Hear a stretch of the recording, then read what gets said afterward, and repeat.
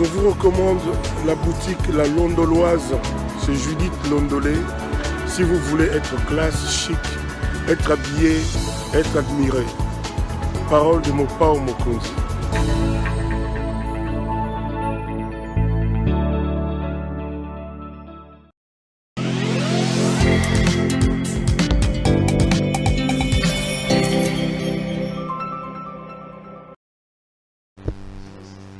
Madame, Messieurs, bonsoir et bienvenue à ce nouveau numéro de l'émission d'Écrit Info, ce magazine d'analyse d'actualité politique qu'on a ici chez nous à CPL Télévision. Vous êtes des habitués certainement, vous connaissez le principe, on prend des questions importantes qui retiennent l'actualité dans plusieurs domaines. Un invité nous accompagne sur le plateau pour tenter de donner son excellence, Monsieur le Président de la République. Hier, Félix Antoine Tshisekedi Tshilombo était devant le Parlement réuni en congrès pour s'adresser à la nation à l'occasion de son discours sur l'état de la nation. Que faut-il retenir de ce que le président de la République a dit? Avez-vous été satisfait de ça? L'émission tournera essentiellement sur les décryptages du discours du président Tshisekedi. Un invité sur ce plateau, M. Thierry Mosenepo. M. Mosenepo, bonjour. Bonjour, M. Loire. Toujours un grand plaisir de vous avoir. Je rappelle que vous êtes de la CCU, président de la Ligue des jeunes, de la Convention des Congolais Unis, oui. Parti cher à Lambert Mende au Malanga. Moukoumadi est tombé. La Cour constitutionnelle a confirmé, le ministre de l'Intérieur a même donné l'intérim. Est-ce que Lambert Mende va entrer là-bas comme candidat gouverneur de la province de Sankourou? Non, pas du tout. Il a changé d'avis, il a décidé d'abandonner son Sankourou natal? Non, il ne l'a pas abandonné parce qu'il y a des projets qui continuent à être tenus par la fondation dont il est président, la fondation Ichuka, mais aussi en tant que député, il est toujours au chevet de ses compatriotes qui sont dans cette province, mais en ce qui concerne la direction de la province, non, il a mis une croix. Qu'est-ce qui s'est passé entre-temps, entre sa volonté au point de créer des problèmes dans son propre parti et d'avoir des grands ennemis dans sa famille politique comme les Chéo Kitundu, comme les... Non, ils ne sont pas ennemis aujourd'hui, ils sont très... Comme le Koto, ils sont ensemble. Ce sont ces classiques-là qui lui ont barré la route, qui ont fait qu'il n'existait pas. Oui, mais c'est le passé. Mais qu'est-ce qui s'est passé pour qu'il vomisse finalement son ambition à devenir gouverneur de cette province? Il n'a pas vomi, mais il a mis une croix parce qu'écoutez, la complicité qu'il y avait à cette époque-là entre certains députés provinciaux et leur maître à penser ici à Kinshasa faisait en sorte qu'ils étaient dans une impossibilité de pouvoir être rationnels dans les décisions qu'ils devaient prendre. Ce qui fait qu'ils ont mis à la tête de la province un étranger et ils ont réussi à bloquer comme ça la province pendant 3 ans, mais aujourd'hui...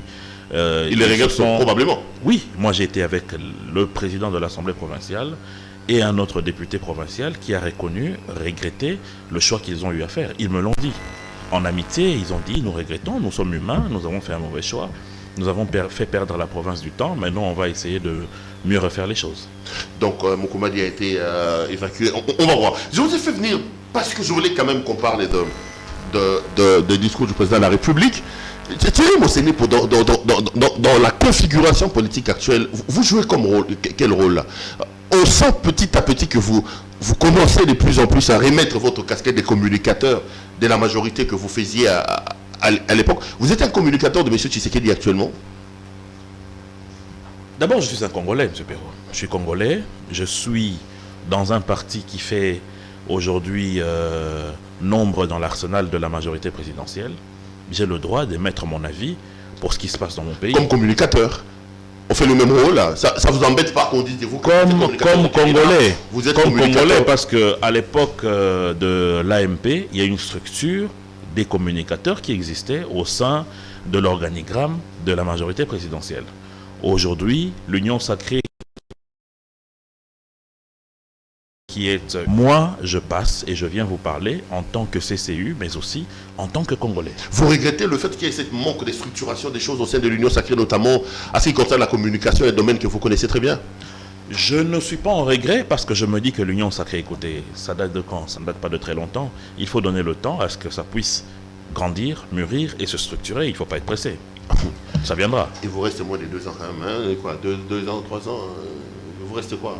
Mais où est le problème? Où est le problème? Parce que bon, allez, on va aller dans le discours du président de la République.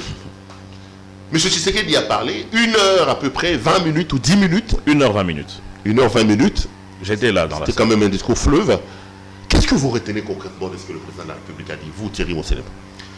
Merci, M. Perrault. D'abord, je retiens que le président de la République a démontré à la face du monde qu'il a un souci particulier en ce qui concerne la sécurité de notre pays. Parce que dans l'articulation de son discours, le point qui a eu le plus de temps, c'est le point relatif à la sécurité dans le Grand Nord, dans notre pays. Principalement en ce qui concerne les avancées significatives qui sont enregistrées depuis d'abord l'état de siège qui a été décrété, mais aussi avec la participation aujourd'hui de l'armée ougandaise dans l'éradication de nos principaux adversaires qui sont les ADF qui dérangent à la fois l'Ouganda et notre pays. Deuxièmement, le président a donné des réponses aux Congolais sur plusieurs questions. Quelles questions essentiellement? Premièrement, la question relative au voyage du président de la République. Le président a démontré par A plus B qu'aujourd'hui ces voyages ont permis deux éléments principaux. Premièrement, de remettre notre pays dans l'orbite, c'est-à-dire que la République démocratique du Congo est redevenue fréquentable et tout le monde le constate. Non seulement par le fait que nous participons aujourd'hui à des débats dans le monde, mais aussi par le nombre des pays qui aujourd'hui sont en train de demander des accréditations pour leurs ambassadeurs avec les lettres de créance. Deuxièmement, en ce qui concerne les finances. Ces voyages ont permis d'engranger près de 4,5 milliards de dollars. Principalement par les bons tirages du FMI, mais aussi par d'autres accords bilatéraux entre notre pays et certaines institutions financières, notamment la BAD et la Banque mondiale. Tout cela permet aujourd'hui de consolider notre matelas de change et notre réserve en monnaie étrangère, donc en devise. Troisièmement, le président a fait état de ce qui est fait sur le plan social, principalement en ce qui concerne l'éducation. Vous le savez, M. Perrault, je suis passé ici plusieurs fois sur votre plateau. En ce qui me concerne, je suis convaincu que l'élément le plus important du bilan du président, c'est la gratuité de l'enseignement. Parce que dans mon humble avis, je suis convaincu du fait que les richesses que nous avons dans notre pays ne valent rien par rapport à la richesse qu'il y a dans la tête des gens. Un peuple éduqué est beaucoup plus riche qu'un peuple qui a de l'or, du coltan et ainsi de suite.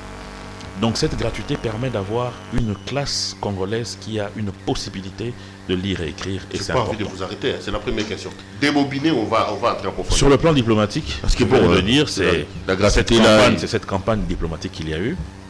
Et le président a aussi, et c'est ça la sincérité qui est aujourd'hui prônée par le nouveau narratif, c'est cette auto-culpabilité en ce qui concerne notamment les insuffisances remarquées en ce qui concerne la distribution d'eau, en ce qui concerne la distribution de l'électricité et en ce qui concerne la justice. Certes, le président a reconnu le travail qui est abattu aujourd'hui par l'inspection générale des finances, mais il a aussi déploré ce que tous les Congolais déplorent, c'est l'élan qui manque à notre justice pour accompagner l'inspection générale des finances. D'où la promesse qu'il a eu à faire de revigorer la Cour des comptes. Parce qu'il faut savoir une chose, c'est que l'inspection générale des finances, c'est un OPJ qui constate et qui emmène les dossiers au niveau de la justice. Et la vraie autorité qui doit normalement s'occuper des questions de détournement, c'est la Cour des comptes, où il y a un parquet, il y a même un tribunal au niveau de la Cour des comptes. Il y a des magistrats assermentés qui sont formés pour des délits liés à des corruptions et des détournements d'argent. Donc, je pense que pour ceux qui savent lire entre les lignes, le président a déjà promis que très bientôt il y aura cet renforcement des capacités de la Cour des comptes qui va accompagner le travail qui est aujourd'hui abattu par l'IGF. Au-delà de ça, le président de la République a donné des perspectives. Des perspectives en ce qui concerne la prise en charge des questions du peuple. C'est quoi? C'est la santé, avec très bientôt la mise en place de la couverture universelle de santé.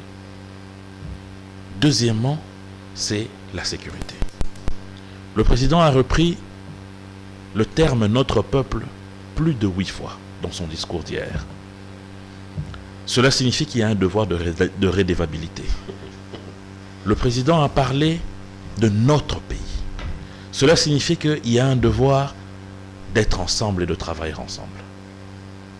Ce discours, à mon humble avis, a démontré ce qui a été fait cette année, ce qui est en train d'être fait en ce qui concerne la construction des routes dans le domaine des infrastructures, en ce qui concerne le lancement de certains travaux, notamment avec les réhabilitations que l'on est en train d'enregistrer, entre autres de la tour de contrôle de Goma et de la mise en place de la nouvelle Société nationale d'aviation. Il y a tout cela donc qui a permis aux Congolais hier d'avoir des réponses à leurs préoccupations. Pour moi, c'était un discours satisfaisant. D'accord.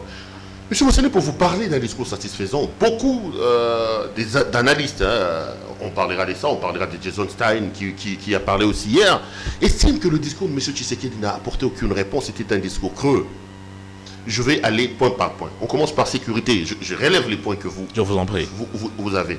Le président a dit, concernant l'état des sièges par exemple, j'ai personnellement veillé pour que les FRDC ne manquent de rien.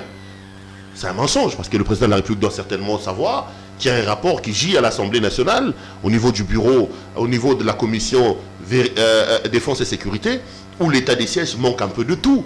Ils ont des problèmes d'effectifs, ils ont des problèmes de financement, ils ont des problèmes de logistique. Comment notre président de la République peut s'éteindre sur les lutins de l'Assemblée nationale ou du Parlement et nier un rapport de l'Assemblée qui accable cet état des sièges, et ce rapport conclut même sur l'échec de cet état des sièges. Restons sur la sécurité, allons sur ce point-là. Ils vantent l'état des sièges alors que tout le monde sait que c'est un échec, l'état des sièges. Ce n'est pas un échec, M. Perrault, dans la mesure où le rapport que vous avez eu à lire, je l'ai lu aussi. Et le rapport ne dit nullement que les FARDC manquent de tout. Par contre, le rapport stipule clairement que les forces de sécurité ont besoin d'un renforcement, ce qui est tout à fait normal. Rappelez-vous, lorsque la guerre de l'Irak éclate en 1995, il était question d'augmenter le budget de l'armée. Où est-ce que le chef d'état-major général, qu'on appelle chef des armées aux États-Unis, s'est rendu? Auprès de l'autorité budgétaire. Donc c'est tout à fait normal que lorsqu'il y a insuffisance de fonds, de munitions et d'hommes, surtout de fonds, que l'on se dirige vers l'autorité budgétaire. En Irak, il n'y a pas eu un problème d'effectif, il n'y a pas eu un problème d'unité, il n'y a pas eu un problème de coordination. S'il vous plaît, mon cher ami. Ici, le rapport S'il vous plaît, mon cher ami. Conteste tout, monsieur Mosséné. S'il vous plaît, mon cher ami, pas du tout. Le ministre de la Défense a clairement dit qu'il fallait augmenter la cagnotte liée à ces opérations. Ça, ce n'est pas quelque chose qui dit ou qui soutient ce que vous dites, que rien n'est fait. Le chef d'état-major a dit qu'il y avait des problèmes d'effectifs. Le chef d'état-major, non. Il y avait des problèmes de... Le chef d'état-major n'a pas dit qu'il y a un problème d'unité. Il a dit qu'il faudrait renforcer les unités. Ce n'est pas dit qu'il y a un problème d'unité. Il faut faire très attention aux termes. Il y a un problème de renforcement des unités. Ce qui est tout à fait normal parce que dans les théâtres des opérations, il y a une limite où on peut se dire que par rapport à cette guerre, je vais aller avec 100 hommes, avec 200 hommes, avec 2 ou 3 bataillons, avec 3 sections. Non, mais lorsque vous arrivez sur place, les exigences de l'opération vous demandent à ce que vous puissiez renforcer en termes d'argent, en termes de logistique et ainsi de suite. C'est tout à fait normal. Dans l'affaire de sécurité. Donc, dans la question de sécurité... Quand le président... Maintenant, venons-en, s'il vous plaît. Sans nous dire combien de kilomètres ont été récupérés, combien de villages ont été récupérés, combien... On était dans la proclamation, ils n'ont pas dans les chiffres, ils n'ont pas dans les faits. Perrault, s'il vous plaît. Le président de la République fait un discours sur l'état de la nation. Vous et moi, nous savons ce qui a été récupéré par les FARDC depuis le début de cet état de siège. Je ne sais rien. Vous ne savez rien. Oui, moi je sais rien. Donc, le président ne l'a pas dit. Dieu merci. Si c'était une réussite, pourquoi il est allé chercher les Dieu merci. Si l'état des sièges était une réussite, pourquoi il est allé chercher les Attendez, lorsque 6 mois après l'état de siège est lancé, on n'a pas dit que l'état de siège serait l'apanage de cette action contre les forces de mal. C'était l'un des éléments importants pour arriver à la fin. Donc on n'a pas dit, c'est comme lorsqu'en 99, la MONUC vient ici. Est-ce qu'on avait dit que la MONUC c'est vraiment l'élément final pour terminer la guerre? C'était l'un des éléments. Donc comprenez par là que l'état de siège n'est pas la fin en soi, mais c'est des processus qui entrent en ligne de compte dans une vision globale de la mise de la procédure, de mettre une fois pour toutes un point à cette question d'insécurité dans la partie est de notre pays. Donc il ne faut pas aujourd'hui présenter l'état de siège comme étant la solution idéale et finale. Il y a beaucoup trop de corollaires qui entrent en ligne de compte pour que l'on ne prenne que l'état de siège. Mais c'est un élément très important. Maintenant, lorsque vous dites que rien n'a été fait, moi je peux vous citer des exemples. Malheureusement, on est réduit par le temps, mais je vous en citerai même 3. Vous savez très bien que lorsque vous êtes dans le Nord Kivu, j'oublie le nom de cette montagne, mais ça me reviendra peut-être au courant de cette émission. Il y a l'usine de fabrication artisanale d'armes des ADF qui a été détruite. Vous imaginez que tous les autres groupements armés, les Codeco et tout le reste, étaient alimentés entre autres par cette usine de fabrication d'armes artisanales. Deuxièmement, vous savez que sur la nationale, sur la RN7, sur la RN5, il y avait des coupeurs de route qui faisaient des péages à nos villageois qui devaient se rendre soit en Ouganda, soit dans les pays frontaliers. Ils ont été démantelés et ces routes ont été dégagées par notre armée. Il y a eu plus de 14 groupements armés qui ont déposé les armes. Vous croyez que c'est par une vue d'esprit ou c'est parce qu'ils ont rencontré Jésus-Christ? C'est parce qu'ils ont été contraints par la force de feu de notre armée.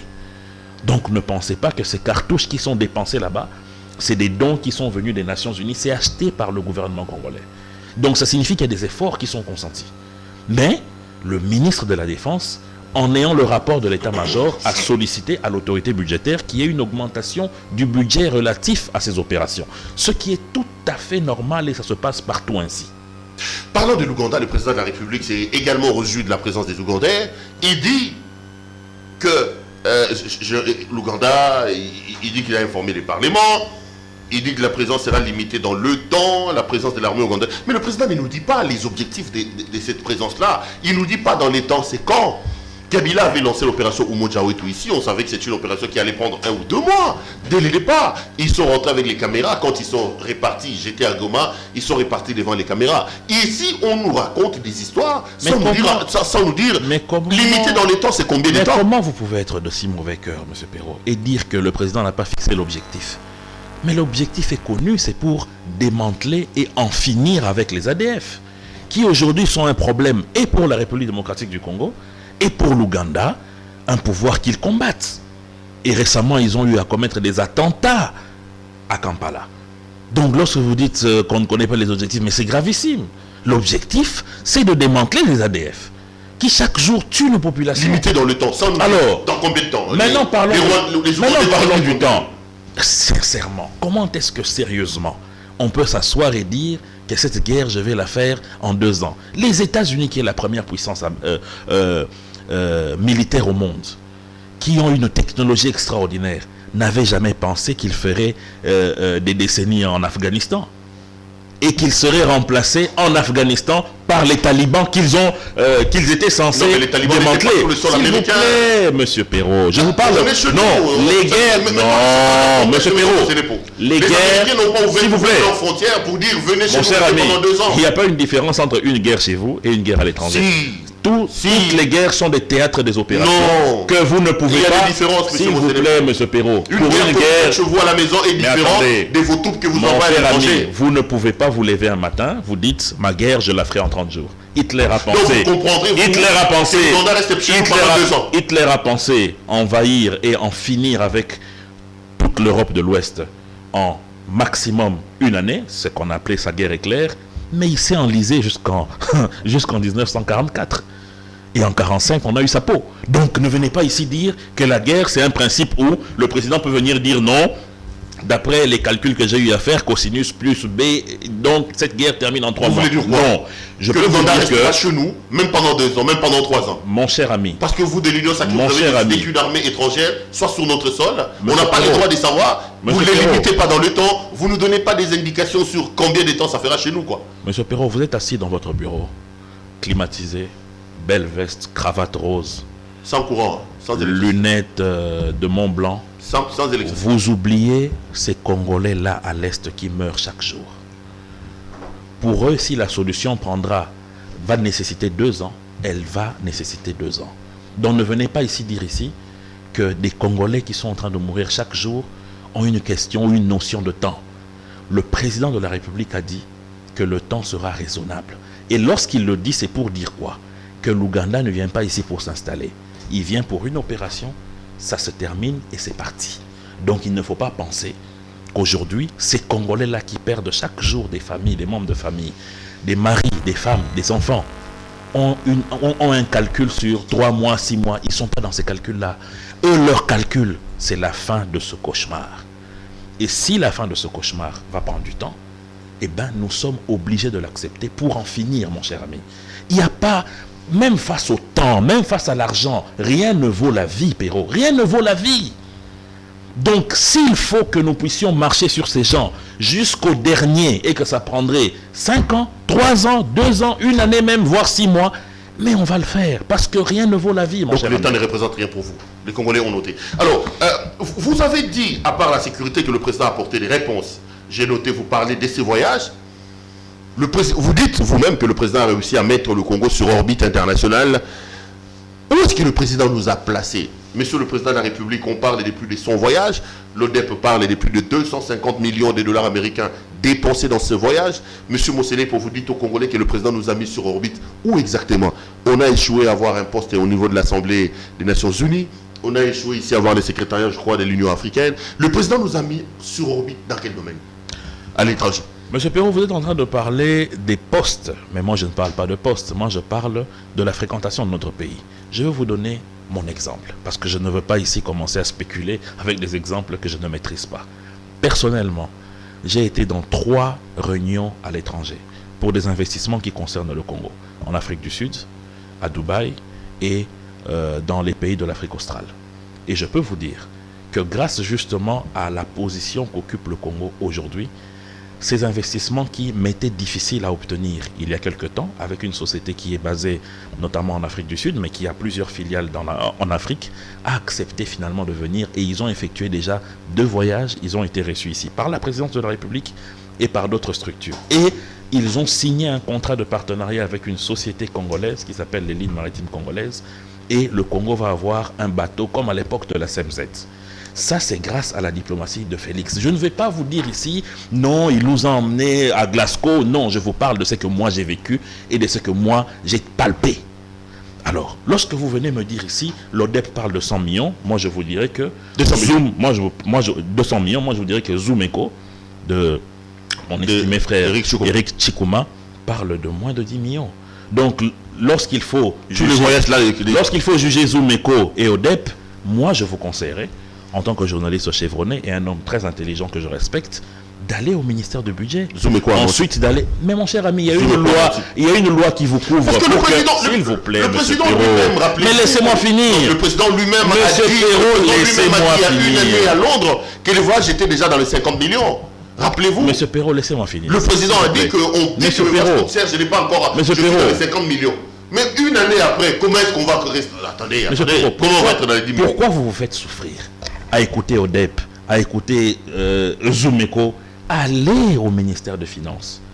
Compulsez les ordres de paiement informatisés en ce qui concerne les voyages du président. Faites une sommation et venez nous dire. En ce moment-là, nous aurons une information crédible, mais pas des vues d'esprit, où quelqu'un fait ses propres calculs depuis son salon, il fait un total 200 millions. 200 millions. Sur base de quoi? Ces spéculations-là doivent arrêter. Ça ne sert à rien. Il faut être pragmatique, il faut être objectif. Monsieur Perrault, allez au ministère des Finances. Il y a une loi sur l'accès à l'information qui vous couvre, la loi appelée Nyarugabo. Allez-y, demandez l'information au nom de cette loi, on va vous la donner. Et vous allez nous ramener des chiffres ici. Au lieu de vous faire souffrir mentalement à écouter les chiffres à gauche, à droite, et même à inventer des chiffres. Donc le président n'a pas fait son voyage, le président n'a pas dépensé des 150 millions de dollars dans ce voyage. Mon cher ami, je peux vous dire ici que le jour où vous, M. Perrault-Louara, vous allez vous asseoir en face de moi et me brandir les différents ordres de paiement informatisés, les différents DTO qui couvrent les sorties de fonds pour les voyages du président, avec un total, je vous croirai. Mais lorsque ce ne sont que des vues d'esprit, je ne vous suis pas. Parlons justement de ces voyages. Le président dit quelque part que l'investissement, quand il parle des investissements, là aussi il ne donne pas des chiffres, hein, il ne nous dit pas on en est à combien depuis qu'il est là. Il dit les investissements nécessitent un bon climat des affaires sur le plan interne. Le président, d'une certaine manière, reconnaît que nous avons encore quelques petits soucis au niveau de l'organisation. Mais bien sûr. Mais est-ce que pour arranger le climat des affaires, parce que lui-même reconnaît que pour que les gens viennent investir chez nous, nous devons améliorer le cadre du climat des affaires, faut-il voyager? Le climat des affaires ne s'arrange-t-il pas de l'intérieur, ou le climat des affaires démontre que nous ayons un président qui part tout le temps, dans les deux sens, en laissant dans les deux, climat-là s'est détérioré à l'interne? Dans les deux sens. Pourquoi je le dis? D'abord, il faut savoir une chose, c'est que nous avons souffert, beaucoup de gens ici ne comprenaient pas ça, nous avons souffert d'un problème. Moi, j'ai la chance, M. Perrault, la petite expérience que j'ai, dans les petites affaires que je fais, c'est de rencontrer des hommes d'affaires à l'étranger. Je peux vous dire que le Congo a souffert de 2 problèmes. Je dirais même de 3. Le premier problème, c'est que la plupart des hommes d'affaires à l'étranger étaient suffisamment convaincus que lorsque tu viens investir au Congo, finalement on va vous arracher vos biens. Ils avaient une mauvaise pensée de l'époque de la zaïrénisation. Deuxièmement, la plupart des hommes d'affaires sont convaincus que lorsque tu viens investir au Congo et qu'ensuite vous avez un conflit avec un partenaire ou un fournisseur, vous allez en justice, la justice sera corrompue et vous n'allez pas avoir gain de cause. Troisièmement, le Congo est un pays où il n'y a pas de sécurité. Ça tire partout. On enlève les gens. Il n'y a pas de sécurité bancaire, il n'y a pas de système bancaire, c'est une jungle. Voilà. C'était ça le tableau du Congo. Donc, sur le plan externe, il fallait nettoyer ces 3 aspects négatifs. Sur le plan interne maintenant, il fallait rassurer. Rassurer en amenant des réformes. La première réforme qui a été menée par le président et qui n'est pas la moindre, c'est avec l'inspection générale des finances. Aujourd'hui, la peur du flic, ce n'est plus n'importe quoi. J'ai donné un exemple ici, dans une de vos émissions. J'ai une société qui fait des routes en partenariat avec un jeune ambitieux homme d'affaires congolais. Nous faisons des routes pour le compte de l'État. Nous préfinançons ces routes et ensuite, les provinces, via le trésor public, nous remboursent. On a eu des remboursements dans le cadre de paiement de dette intérieure. Mais aucune fois, nous avons eu de suivi comme cette fois-ci. Vous imaginez qu'une semaine après avoir été payé, nous avons une lettre de l'inspection générale des finances qui nous demande de venir prouver et justifier ces différents paiements. Vous imaginez cette peur. Moi, je suis société privée, mais je suis comme ça suivi par l'État. Ce qui ne se faisait pas avant. Vous pensez que si je suis payé, je vais encore aller faire des blagues? Donc, comprenez que c'était déjà un premier pas. Et le deuxième pas, c'est ce que le président a promis de faire, notamment en ce qui concerne les réformes à poursuivre au sein de la justice, les sanctions envers les magistrats qui sont voyous. Beaucoup de promesses, comme dans ses habitudes. Hein. Mais écoutez, qu'est-ce qui ne se fait pas avant un constat? Même vous, quand vous allez à l'hôpital, ce n'est pas que vous arrivez à l'hôpital, directement on vous bombarde de l'artésunate et ainsi de suite. Le médecin vous fait un constat clinique. On voit vos signes cliniques, s'il vous plaît. On voit vos signes cliniques. On fait un constat et ensuite on vous donne des médicaments qui correspondent à la pathologie que vous avez. C'est la même chose. Il nous a promis de faire de nous l'Allemagne d'Afrique. En 3 ans, je me demande s'il il a même déjà réussi à nous faire même la Pologne ou la Serbie d'Afrique. Hein. Mais vous avez promis à vos journalistes que CPL TV sera France 2. En 2 ans, je vois que vous n'êtes que CPL TV. Mais vous êtes en train d'évoluer. Vous m'avez dit ça. On parle sérieux. Vous m'avez dit ça. Je parle sérieusement. C'est pour dire non. On parle République. Mais attendez, la République, c'est le macrocosme et nos structures sont des microcosmes. On parle République, monsieur. Lorsque je viens ici, aux premières émissions, j'ai vu qu'on tournait avec une caméra. Aujourd'hui, il y en a 4. Ça signifie qu'il y a une évolution. Mais ce n'est pas une évolution spontanée. Ce n'est pas une évolution spontanée, c'est une évolution qui a pris un chemin. Et je vous félicite pour ça. On n'est même pas à la Serbie. Donc là, vous ne me rencontrez pas. Revenons. Je vous ai rencontré. Non, vous ne m'avez pas rencontré. Je vous ai rencontré. Non, parce que vous avez amené une histoire. Je vous ai rencontré, j'ai fait un parallélisme qui, pour une personne de bonne foi, pour une personne de bonne foi accepterait. Mais vous, comme vous êtes, je ne dis pas que vous êtes de mauvaise foi, mais vous n'êtes pas de bonne foi en tout cas. Un parallélisme, je vous comprends. Des bouffonneries. Évoluons. Aucune bouffonnerie, parallélisme réel. Revenons, monsieur Mossélépo. Le président, parlons du social. Oui. Il reconnaît un social chaotique. Il interpelle le gouvernement. Oui. Donc, Kabila bloqué. On se sépare de Kabila. À un moment donné, Félix Tshisekedi, comment il s'appelle, Kamé nous faisait les bâtons dans le roue. Aujourd'hui, vous avez un seul Félix Tshisekedi qui lui est responsable de rien. C'est la justice qui ne marche pas bien. Quand il évoque notre social, il rejette là-bas le gouvernement, les intervenants. Donc, ne me jetez pas de pierre, allez au gouvernement. C'est quelle manière de trouver des boucs émissaires? Pourquoi notre président de la République n'assume-t-il pas des échecs? Tout ce qui est bon, c'est Fatih Béton. Tout ce qui est mauvais, il faut trouver un bouc émissaire. Parlons du social. Le président a rejeté la balle ailleurs. Ce n'est pas ça. Lorsque vous lisez la Constitution, mon cher ami, vous vous rendrez très vite compte de la séparation de pouvoir. Il y a un pouvoir dévolu au président de la République. Il y a un pouvoir dévolu au Premier ministre en tant que chef du gouvernement et il y a des domaines de collaboration entre les deux. Tous émanent du pouvoir de l'exécutif. De l'autre côté, il y a le pouvoir judiciaire. Et il y a cette séparation de pouvoir qui empêche au président de pouvoir s'immiscer sur des actions de justice. Et même pour la mise en place des magistrats, vous avez entendu qu'il a fait appel à ce que dirige le président Kakara Louba, le Conseil supérieur de la magistrature, comme vous avez entendu. Donc, en ce qui concerne le social, lorsque le président de la République en appelle au Premier ministre pour faire mieux, pas pour dire que rien n'est fait, mais pour faire mieux. Non, il a dit que c'était chaotique. S'il vous plaît, pour faire mieux. Mais vous allez interdire au président d'avoir... C'était chaotique. Non, quand vous dites que rien n'est fait, lui-même reconnaît que c'est chaotique. Il nous a pris où en termes d'électricité, en termes de pourcentage en non-électricité. D'ailleurs, par rapport à là où Kabila nous a laissé, ça s'est dégradé. Hein. Monsieur Monseigneur, allez-y. Merci. Aujourd'hui, le président de la République a dit, pour répondre à ce que vous venez de dire, en ce qui concerne l'eau et l'électricité, d'abord l'eau, il y a 2 usines de pompage qui sont en train d'être montées et qui seront opérationnalisées très vite. Il a regretté le fait que les travaux traînent. Mais moi, je peux vous dire, parce que j'habite juste à côté, à Régie des Eaux, sur ce qu'on appelle Arrêt Soukamur, il y a l'usine de pompage qui est en train de se construire là. Et plus bas encore, sur la route qui mène vers Kinsuka et tout ça, il y a 2e usine qui est en train de se faire là. Et il y a des travaux de relance pour l'usine de Njili qui se trouve à Pondjili. C'est pour essayer de redonner beaucoup plus d'eau à nos compatriotes. Et le président a reconnu qu'il y a très peu d'ancrage du gouvernement pour que ces travaux aillent vite. Lorsque les choses ne vont pas bien, il faut les reconnaître, il faut assumer. Vous avez totalement raison. Et je pense que le président... Il dit que c'est pas non, mais s'il vous plaît, M. Perrault, lorsque vous lisez la Constitution, qui est responsable du social? Lorsque vous lisez la Constitution, c'est le Premier ministre. Ce n'est pas le président de la République, c'est le Premier ministre, c'est le gouvernement.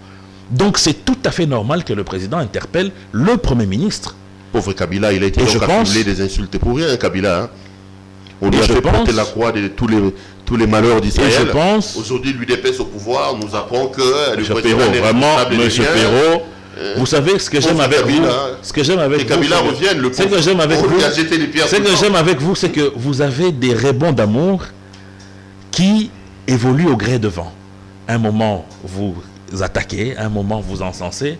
Ah, c'est bien. Continuez ainsi, mais moi, je continue de vous répondre. Vous savez, le problème... Donc, je vous disais... C'est pas les rebonds d'amour. Hein. C'est des rebonds d'amour. Non, ça n'a rien à voir. C'est des rebonds d'amour. Ça n'a rien à voir. C'est tout simplement... C'est des rebonds d'amour.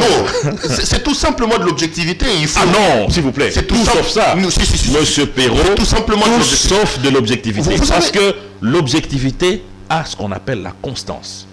Mais lorsque l'on n'a pas cette constance et qu'on évolue au gré de vent, ce n'est plus de l'objectivité. J'aurais bien voulu être votre débatteur. C'est autre chose. Donc, attendez. Monsieur Perrault, je ne vais pas passer ça sur mon plateau. Non, je vous laisserai le temps de répondre. L'objectivité en journalisme, c'est l'exactitude des faits et la neutralité dans la manière de l'annoncer.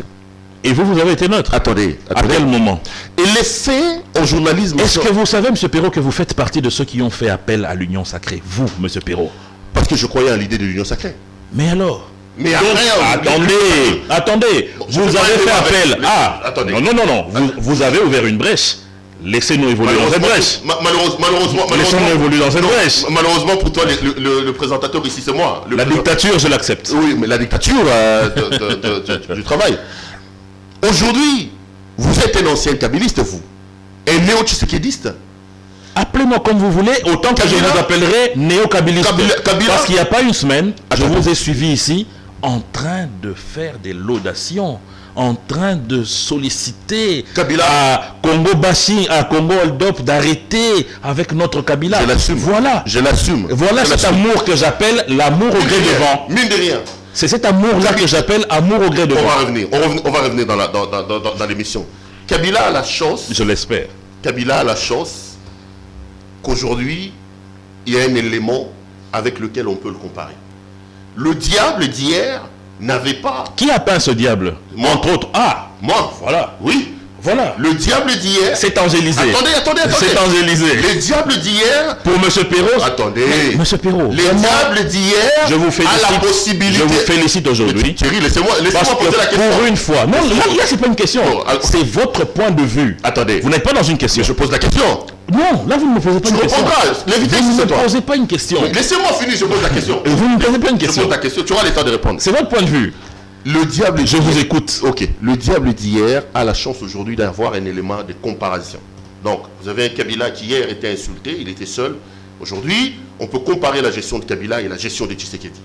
Quand on met les deux ensemble, entre Kabila qu'on critiquait hier et Tshisekedi qu'on critique aujourd'hui, Kabila commence à se faire béatifier et à se faire purifier par les actions de ceux qui l'ont remplacé parce qu'ils nous apportent pas d'alternative. Je peux répondre à votre point de vue. Ils nous apportent pas d'alternative. Je peux répondre à votre point de vue. Si c'était ça, si c'était vraiment pour ce qu'on est en train de vivre aujourd'hui, qu'on a chassé Kabila, j'aurais bien voulu, moi, que Kabila reste en place. Vous avez la parole. Quelle mauvaise foi, M. Perrault.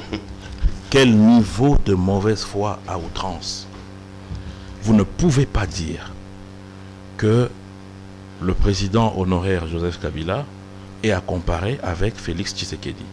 La comparaison objective serait si les deux avaient eu les pouvoirs dans les mêmes circonstances, avaient passé les mêmes nombres d'années. Vous seriez objectif si vous aviez comparé les 3 premières années du président honoraire Joseph Kabila de 2001 à 2004 et les 3 premières années. Tu veux qu'on les fasse? S'il vous plaît, M. Perrault, s'il vous plaît, vous m'avez posé la question.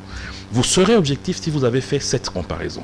Mais lorsque vous comparez un enfant de 18 ans à un enfant de 3 ans, vous êtes pratiquement un cynique. Non, la gestion de la... Non, la gestion de la République, la gestion de la République, c'est pas une affaire d'enfant.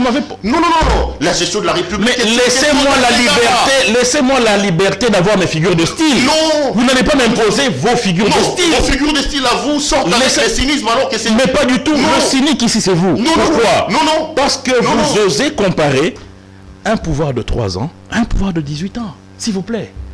18 ans et 3 ans. Monsieur Mosenepo, il n'y a pas longtemps dans une émission avant celle-ci, je vous ai dit, pour vous, les 3 années de Monsieur Tshisekedi sont les plus mauvaises que ce pays ait connu. S'il vous plaît, arrêtez ça, M. Ça n'a rien à voir avec le charlatanisme. Sur base des je ne vais pas vous rencontrer sur vos vues de l'esprit, M. Perrault. Je refuse. Ça n'avance pas. Rencontrer les Congolais. Comment vous pouvez dire que ce social n'avance pas? Rencontrer les Congolais. Arrêtez de faire un Comment vous pouvez dire que ce social... Je ne laisse pas faire. Comment vous pouvez dire que ce social n'avance pas alors que moi-même, je vis l'avancement de ce social? Le président a dit que c'était chaotique. Attendez, s'il vous plaît. Le président de la République a dit hier que sur le plan social, c'était chaotique. Mais attendez. Ce n'est pas moi. Mais attendez, s'il vous plaît, M. Perrault. Dire qu'un social est chaotique, c'est une interpellation que le président fait au gouvernement. Mais vous, tel que vous êtes assis là, peut-être vous ne le savez pas parce que vous avez peut-être votre petite vie. Vous ne vous occupez de personne. Moi, j'ai des charges au village de mon père, où je paye des minervales aux enfants. Je le dis toujours. Cette gratuité a sauvé ma poche. Pour vous, ce n'est pas une évolution sociale, ça? Mais vous êtes cynique. Mais je vous dis la vérité. Vous parlez de cette gratuité alambiquée qui bat des ailes. Oh, mon cher ami. Vous parlez de ça? Vous voulez parler de ça? Ça bat de l'aile où? Vous voulez parler de cette gratuité alambiquée lancée de manière rocambolesque sans... Ça bat de l'aile, Monsieur Perrault. Ça bat de l'aile où? Allez, revenons à l'émission. Ça bat de l'aile où? Revenons à l'émission. Moi, mes fuels étudient. Cette année, c'est pour la 2e année consécutive. Je vais demander à Madame Nyota de faire une présentation ici. Oui. Je vais faire une émission de débat avec vous. Ça sera intéressant. Pas de problème. Malheureusement pour moi, pas de problème, M. Perrault. Je serai ravi, finalement, de vous démontrer. Si vous voulez parler de la gratuité, l'avantage avec vous, c'est que vous acceptez finalement lorsque la vérité vous est présentée. Elle bat des ailes. L'avantage avec vous, lancée de manière alambiquée. Elle ne va pas de l'aile. Elle a été bien lancée. Et aujourd'hui, moi, mes fuels, je suis très honnête. Soyez honnête. L'avantage avec moi, c'est que je ne viens pas vous dire des vues de l'esprit comme vous. Allez, revenons. Moi, j'ai des éléments. Et parmi mes éléments, c'est que mes fuels aujourd'hui, à Kempimpi, à Ilombe Moké, et à Nkwishi, vous pouvez aller vérifier dans le Maïndombe, qui sont aujourd'hui en train d'étudier grâce à la gratuité. Oui, réponse facile.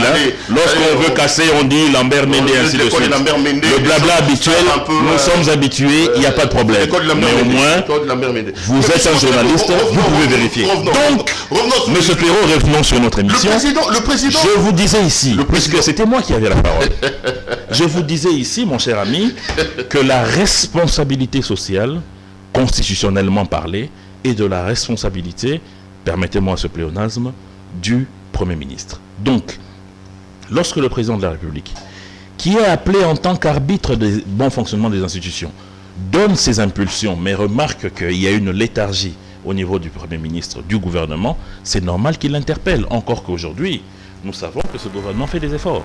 Il y a des points, comme je viens de vous le dire, la gratuité que vous refusez, qui marche. Il y a aujourd'hui des questions liées à cette mise en place de la couverture santé universelle. Contrairement à vous, je suis allé poser la question au conseil spécial Kamba qui m'a reçu il y a quelques mois, je pense, et m'a expliqué ce qui est en train d'être mis en place. C'est extraordinaire. Donc demain, M. Perrault, avec les petites maladies que les concitoyens peuvent avoir, ils auront accès à des soins de santé de base. Donc, même Rome ne s'est pas construit. Vous avez votre temps, prenez votre temps. Ou à 4 ans. Okay, voilà. Prenez votre temps parce que le Congo... Allez-y, continuons. Ok. Vous réagissez comment par rapport à cette affaire des commissions de réflexion sur l'Afrique? Monsieur Jason Stern était invité de nos confrères de TV5 hier. Il dit quand même certaines choses sur lesquelles je voudrais que vous réagissiez. Il dit que le président Tshisekedi n'a pas été précis. Un peu comme je l'ai dit. Il parle de l'Est de la République, il nous dit pas combien de kilomètres ont été récupérés, combien de villages ont été récupérés. Et il dit aussi avoir perçu un président plaintif. Lui n'a jamais rien fait.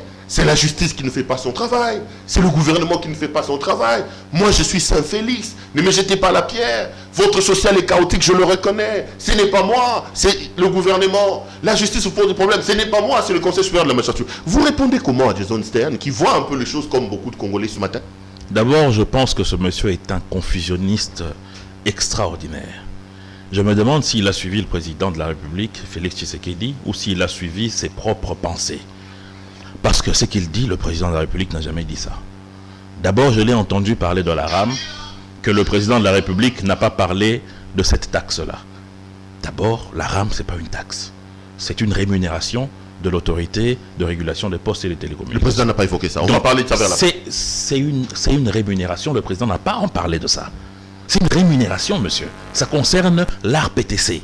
Le président ne veut pas venir parler de ce que doit percevoir un chef de quartier ou un chef de localité, soyons sérieux. Donc, lorsqu'il parle de ça, c'est un confusionniste. Deuxièmement, pour lui, il fallait que le président vienne citer au nord Kivu, le village tel a été récupéré. Au sud Kivu, ça prendrait une journée un tel discours.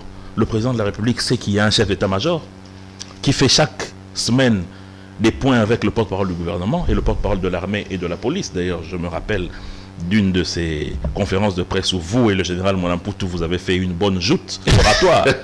Donc, comprenez par là que le président de la République ne peut pas venir dans les détails. Il faut être sérieux. Il faut être sérieux. Lorsque le président français passe pour parler de ce qui est fait en termes de sécurité à Marseille, il dit dans la rue telle à Marseille, on a attrapé un bandit qui vendait 15 kilos de cocaïne. Il veut vraiment que les présidents de la République se mettent à ce genre d'énumération. Soyons sérieux, mon cher ami. Donc, pour moi, le patron de GIEC a suivi un autre discours qui n'était pas celui... Le président était plaintif. Est-ce qu'il n'a pas raison? Non, le président... Il n'a rien assumé, le président de la République. Mais comment ça, rien assumé? Parce que le président a parlé des initiatives qu'il a lancées. Quand il parle de « j'ai demandé »,« j'ai fait », c'est qui? Il assume. Mais lorsqu'il y a des pouvoirs partagés, mon cher ami, il y a des domaines de collaboration. Ce n'est pas le président de la République qui nomme un magistrat, qui organise la mise en place des magistrats. Il impulse la vision en disant que je veux des magistrats qui soient nets sur le plan moralité, qui soient corrects sur le plan réflexion, qui soient des vrais distributeurs de justice. C'est au Conseil supérieur de la magistrature de pouvoir aller dans ce sens-là, via le représentant du gouvernement au niveau de ce Conseil supérieur de la magistrature, qui est notre ministre de la Justice. Donc lorsque les gens veulent que le président de la République commence à nommer un magistrat chez moi, Inongo, mais ils rêvent. C'est vraiment un fonctionnement de l'État qui est martien. Et ce n'est pas du tout un fonctionnement que nous connaissons aujourd'hui. Lorsque le président de la République se plaint du fait que le travail de l'inspection générale des finances, qui est un service qui est rattaché au président, ah oui, si au moins l'IGF ne fonctionnait pas, on dirait que c'est la responsabilité directe du président. Mais l'IGF fonctionne. Donc, lorsqu'il dit que la collaboration entre l'IGF et la justice doit être de mise parce qu'il y a séparation de pouvoir, où est le mal? Ce n'est pas ce n'est pas être plaintif, c'est dire les choses telles qu'elles sont. Et c'est interpeller les différents acteurs de ces secteurs pour qu'ils fassent un meilleur travail, une meilleure collaboration. C'est son rôle en tant que garant du bon fonctionnement des institutions. C'est ce que la Constitution lui reconnaît. Allez, on va terminer cette émission-là, et ces chapitres-là pour prendre juste un ou deux sujets. Parmi les commentaires, on dit que le président a raté de parler des RAB et des Thomson Fatou Béton avec le ministre de l'économie. Vous êtes un opérateur économique. Nous en sommes où? C'est le mois de décembre, non? Oui.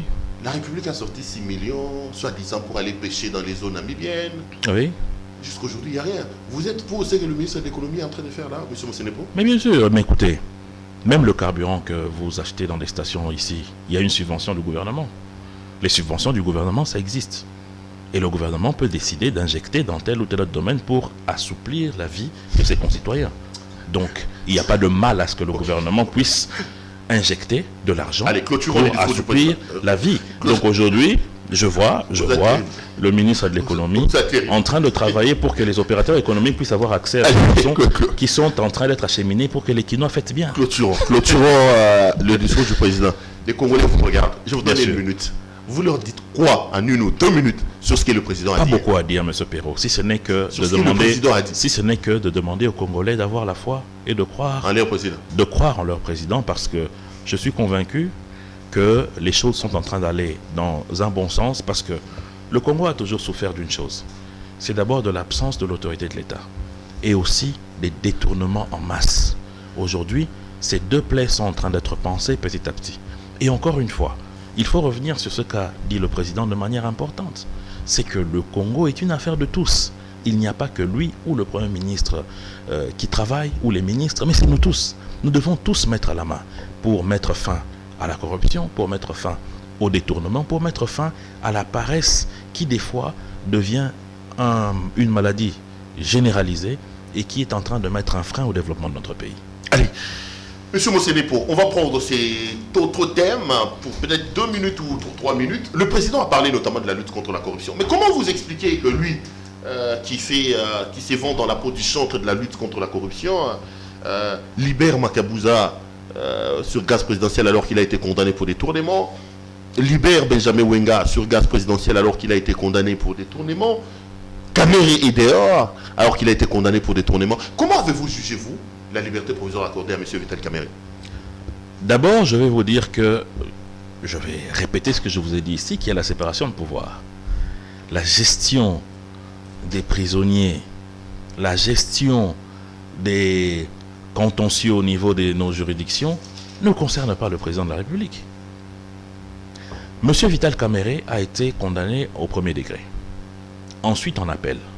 Mais au niveau de la cassation, le juge a décidé qu'il puisse continuer à venir plaider en homme libre. C'est de la responsabilité de la justice. Vous, aujourd'hui, M. Louara, combien de fois vous avez été invité au parquet? Mais à chaque fois, vous êtes rentré en homme libre. Ce n'est pas parce que le président de la République l'a voulu ou parce qu'il ne l'a pas voulu, c'est parce que le magistrat instructeur du dossier a décidé que, sur base d'éléments qui sont en ma possession, M. Louara peut rentrer chez lui à la maison et venir comparaître en homme libre. Il pouvait aussi ce jour-là décider que vous puissiez rester sous map, le temps qu'il puisse finir son instruction et vous déférer devant le juge. Donc comprenez qu'il y a une séparation de pouvoir. En ce qui concerne le cas de M. Willy Bakonga, la ministre de la Justice a reconnu, en lisant le dossier, qu'il y a eu une erreur de justice. C'est des choses qui arrivent. Rappelez-vous, j'aime bien les exemples, ne vous fatiguez pas. Rappelez-vous, dernièrement aux États-Unis, pays très très démocratique, il y a un citoyen qui a été condamné à 46 ans pour un meurtre qu'on vient de découvrir qu'il n'avait jamais commis. Comment on va appeler ça? Est-ce que c'est le président Biden qui est venu pour ouvrir le dossier? On a instruit le dossier, on s'est rendu compte qu'il y avait erreur matérielle et on a relaxé le monsieur, 46 ans après. Donc c'est pour vous dire que il faut comprendre la séparation de pouvoir. Non, mais quand je parle de gaz présidentiel, là c'est de la volonté du président de la République. Le président de la République... Quand il libère Benjamin Wenga, quand il libère Bakabouza... Est-ce que c'est le chef de l'État qui compulse le dossier? Pas du tout. C'est pour cela vous avez vu, Madame ministre d'État de la Justice a demandé à ce qu'il y ait des sanctions. Et je peux vous dire que ça a commencé. Ça a commencé. Déjà aller à la prison de Makala, demander ce qui se passe. Demander au niveau des parquets. Aller à l'immeuble SNCS, là où siège le PGR. Mumbai vous dira. Donc c'est pour vous dire que c'est des choses qui arrivent. Donc vous ne trouvez aucune contradiction entre les louanges sur la lutte contre la corruption et les détournements et le fait de signer les grâces présidentielles et des personnes condamnées mais non, c'est contradictoire. Mais non. C'est aux antipodes. D'abord, pas du tout. Mon cher ami, je vous ai toujours dit une chose. Il ne faut jamais lier la lutte contre la corruption à des figures. C'est-à-dire que pour que la lutte contre la corruption fonctionne, il faut nécessairement que M. Vital Kamerhe soit en prison. Il faut nécessairement que M. Pero Louara soit en prison. Ou comme, on peut dire, pour que la liberté de la presse existe, il faut nécessairement que X journalistes ne soient pas interpellés. Ça n'a pas de sens. Ça ne fonctionne pas comme ça. Donc, aujourd'hui, le magistrat instructeur du dossier peut décider de la relaxation de M. Pero pour X ou Y raison, ainsi qu'il peut aussi décider de sa mise en arrestation pour X ou Y autre raison. C'est comme ça que fonctionne la justice. Allez, on va terminer.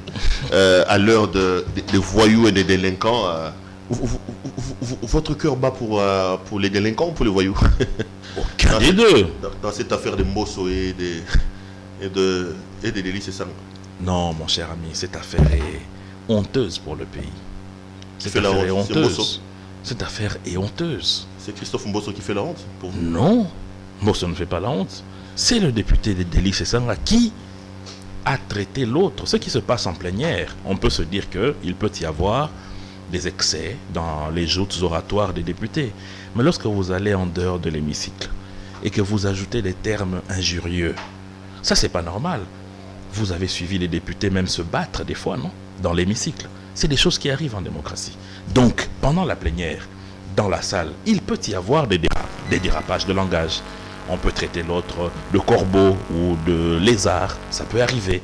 On retire, on s'excuse pas. Mais lorsque vous sortez de l'hémicycle, vous prenez le micro d'un journaliste pour insulter. Vous sortez de votre cadre de député, de législateur. Ce n'est pas un bon exemple. Ce n'est pas bien pour notre démocratie. Ce n'est pas bien. Vous choque, c'est les propos tenus en dehors de l'hémicycle. Mais bien sûr, dans l'hémicycle, mon cher. La joute verbale à l'intérieur. À l'intérieur, ça peut s'expliquer. Nous le vivons, nous le voyons, que ce soit ici, que ce soit dans les vieilles démocraties. Mais qui disent après que Mbosso fait un voyou. Mais mon cher ami, c'est comme ici, vous et moi dans ce plateau. Nous pouvons avoir des tons qui peuvent monter. Mais si ensuite, vous venez d'en avoir, d'ailleurs. Si ensuite, moi je sors et vous voyez une vidéo et je dis Pero Louara, c'est un petit singe. Ça ne cadre pas avec ce qu'on faisait et ça sort du contexte et ça devient vraiment de l'insulte. C'est prémédité et c'est condamnable. Allez, on va terminer. Je ne vous ai pas reçu sur Congo, donc on n'en a pas parlé. En une minute, hein. Qu'est-ce que vous pensez? Que Kabila, c'est les voleurs qu'on est en train de peindre dans cette affaire-là? Je pense par contre que les dénonciations sont bienvenues. Mais la culpabilité, il n'y a que le juge qui peut la déterminer.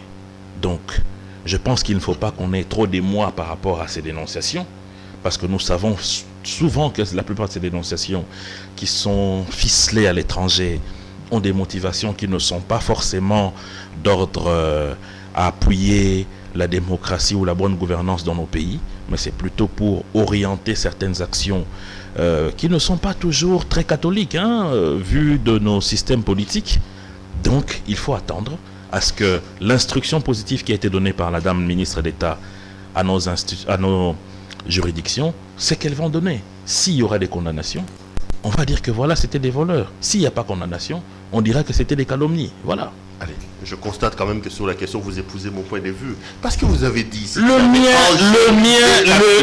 n'est pas un point de vue. Le mien n'est pas un point de vue au gré des vagues. C'est un point de vue. Vous avez dit ici que j'avais Angélique. C'est un point de vue constant. Ah là là là là. C'est un point de vue constant. Toujours un plaisir de t'avoir sur les plateaux, cher frère. Merci à vous, monsieur Pero Louara. J'attends que tu deviennes ministre, ça sera une très bonne chose. La mère Mende. Donc pour vous, ce que je suis, c'est insignifiant. Vous êtes un politique. En politique, on fait la politique pour accéder au pouvoir aussi. Bien sûr. Pourquoi tu veux pas que je plaide pour toi? Je peux accéder au pouvoir. Pourquoi tu... La CCU, quand accède, c'est aussi moi qui accède au pouvoir. Non. Pourquoi tu ne veux pas? Mais Pero, on fait de la politique pour conquérir le pouvoir, monsieur Pero. Ce n'est pas une question. J'ai l'impression que vous avez un problème personnel avec l'honorable Mende. Parce qu'à chaque fois, Lambert Mende, qu'est-ce qu'il vous a fait? Non, je ne crois pas en lui. Je crois pas en Ah lui. bon? Oui, oui. Dans ma philosophie de ce que doivent être des hommes politiques de mon pays, j'ai comme l'impression que Mende n'entre pas trop. Donc le thermomètre des hommes politiques aujourd'hui, c'est M. Louara. C'est un droit. Pourquoi vous voulez que je puisse croire en Mende? De même que vous ne croyez pas en moi, vous dites ici ce que vous dites. Pourquoi vous voulez que je puisse l'ascenser? C'est un droit. Je peux croire à M. Tshisekedi et ne pas croire en Joseph Kabila. J'ai comme l'impression que le combat de Mende, politiquement, je parle de la politique, ne rentre pas dans ce que moi je pense que les hommes politiques doivent être. Pourquoi? C'est un droit. Pourquoi? Faites votre émission, appelez-moi, je vais donner mes arguments. Je ne manquerai pas. Oui. Finalement, je pense que pour vous, je reprendrai mes casquettes de journaliste pour vous recevoir et vous poser des questions parce que j'ai l'impression que c'est plutôt de l'acharnement. Non. Et une colère qui ne se justifie pas. Non, je n'ai jamais... Dites-moi si peut-être à l'époque on vous a refusé un avis favorable. Non, pas pour CEPEL. Pas du tout. On pourrait arranger ça Pas avec du la tout. Mouyaya qui est un homme très élégant et très accessible. Puisque j'ai l'impression qu'il n'y a rien d'objectif dans ce que vous dites contre le chef de mon parti. Mais à chaque fois, c'est devenu comme votre punching ball. Non. Moi, et vu de notre parti, nous le prenons mal. Ça, je vous le dis. Ne vous étonnez pas si demain on fait une déclaration contre vous. Non, mais soyez des démocrates, non? On est en démocratie. Mais la démocratie ne signifie pas on est en démocratie. Peindre vos vues de l'esprit sur des gens. Non. Parce que quand vous dites ce que vous reprochez, non, lorsque j'aurai une émission à faire, nous allons organiser cette émission. Monsieur Mosenepo, je suis libre de mes opinions. Mais vous êtes libre. J'ai dit que je n'ai pas dit le contraire. Politiquement à monsieur Lambert Mende. Est-ce un péché? Mais il faut argumenter. Il n'y a pas de diffamation en ça. Mais argumenter. Il n'y a pas de diffamation. Mais argumenter. Quand il faut argumenter, je voudrais un plateau. On vous donnera ce plateau. Trouvez-moi un plateau. Ça ne manquera pas. Mais il faut quand même les saluer, monsieur Lambert Mende. Que vous aimez bien, nous le savons. Que je l'aime beaucoup, je l'aime bien. Je plaidais pour que finalement, comme on va remanier bientôt le gouvernement, que vous soyez au gouvernement, parce que je pense que vous avez des atouts et vous avez des capacités que l'on peut gagner. Merci de croire en ce petit monsieur que je suis. Allez, les amis, l'émission est terminée. Je rappelle que notre invité de ce soir, c'était monsieur Thierry Mosenepo, qui est président de la Ligue des jeunes de la CCU, Convention des Congolais Unis. Avec lui, on a donc fait l'actualité politique. Laissez-moi dire grand merci à notre partenaire de la boutique La Londoloise. Vous êtes énorme, vous voulez vous habiller de manière chic, veste et chaussures, cravate, chemise. Appelez La Londoloise. Et en passant, c'est donc elle qui m'habille encore aujourd'hui. Si vous aimez cette veste, appelez la dame, dites-lui qu'on a aimé... Pourquoi vous me regardez comme ça? C'est très beau. Vous voulez pas que je parle de notre partenaire? Non, c'est très beau, vous êtes très bien habillé. Allez, faites des commandes. Retrouvons-nous demain pour un autre numéro. Bonsoir chez vous.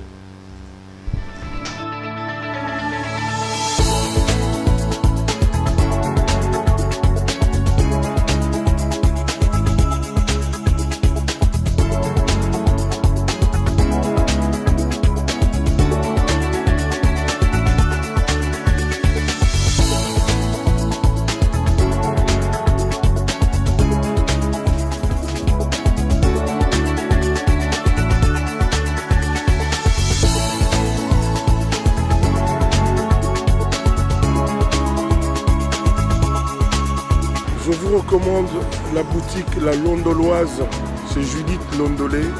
Si vous voulez être classe, chic, être habillé, être admiré. Parole de mon Pao Mokonzi.